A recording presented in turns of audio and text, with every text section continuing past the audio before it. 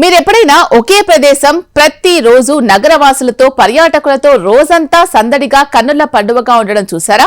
ఆ ప్రదేశానికి వెళ్తే చాలు ఆ ప్రదేశం చుట్టూ ఉన్న ప్రముఖ కట్టడాలు, ఎగ్జిబిషన్స్, పార్కుల అందాలు ప్రజలను ఎంతో ఆకర్షిస్తూ ఉంటాయి. అంతర్జాతీయ గుర్తింపు పొందిన హైదరాబాద్ నగరంలో ఈ ప్రదేశం పర్యాటకులను ప్రతిరోజు సందడిగా మారుస్తోంది. ఇక్కడికి నగరవాసులతో పాటు జాతీయ, అంతర్జాతీయ పర్యాటకులు కూడా వస్తూ ఉంటారు. ఇన్ని విలువలు గల ప్రదేశం హైదరాబాద్ నగరంలో ఎక్కడ ఉంది అని ఆలోచిస్తున్నారా? హైదరాబాద్ లోని ట్యాంక్ బండ్ ప్రదేశం ఇప్పుడు పర్యాటకులతో కళకళలాడుతోంది.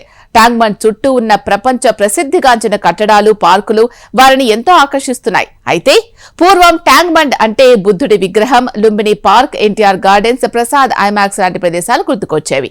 కానీ ఇప్పుడు హైదరాబాద్ లోని ప్రముఖ కట్టడాల్లో ఒకటైన సచివాలయం ఇప్పుడు ప్రపంచ ప్రసిద్ధిగాంచింది.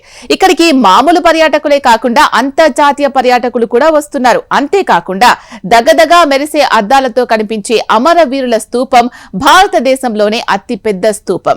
బంగారు తెలంగాణ కోసం అమరవీరుల త్యాగాల గుర్తుగా ఈ కట్టడాన్ని రూపొందించారు. నగర నలుమూలలా ఉన్న ప్రజలు కాలక్షేపం కోసం ట్యాంక్ బండ్ చుట్టూరా ఉండే ప్రదేశాలు చూడడానికి హోరాహోరీగా వస్తున్నారు. దాదాపు 5 కిలోమీటర్ల విస్తీర్ణంతో ఉండే ఈ ట్యాంక్ బండ్ ఇప్పుడు ఎక్కడ చూసినా జనాలతో, పర్యాటకులతో బిజీగా ఉంటుంది. ట్యాంక్ బండ్ నుంచి మొదలుకొని సెక్రటేరియట్, అమరవీరుల స్తూపం దగ్గర పర్యాటకులతో సందడిగా మారింది. ప్రతిరోజు సాయంత్రం అక్కడ దొరికే ice creams, sweet corn, bread omelette, juice లాంటి ఫుడ్స్ ఐటమ్స్ పర్యాటకుల్ని ప్రత్యేకంగా ఆకర్షిస్తున్నాయని చెప్పుకోవచ్చు. వాటిని కొనుక్కొని సచివాలయం, అమరవీరుల స్తూపం మధ్యలో ఉన్న ఖాళీ స్థలంలో కూర్చొని ముచ్చట్లు పెట్టుకుంటూ తమ కుటుంబాలతో చక్కటి వాతావరణాన్ని ఆస్వాదిస్తున్నారు. అంతేకాకుండా దగ్గరలో ఉన్న 125 అడుగులు గల డాక్టర్ బిఆర్ అంబేద్కర్ విగ్రహం ఎదురుగా నిల్చొని సెల్ఫీలు, వీడియోలు తీసుకుంటూ పర్యాటకులు ఎంజాయ్ చేస్తున్నారు.